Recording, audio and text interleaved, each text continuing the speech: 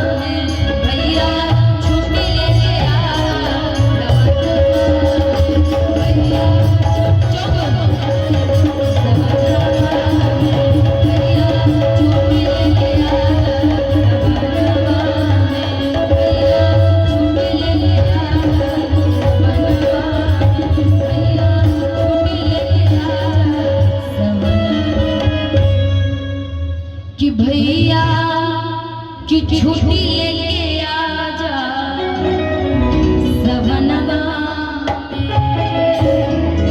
कि राखी बांध के विचार बाटे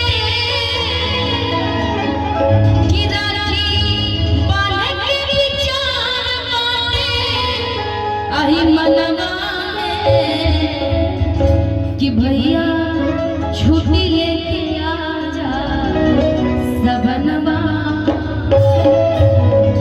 अंतिम ले लीजिए उदाहरण नमः शिवाय ओम नमः शिवाय।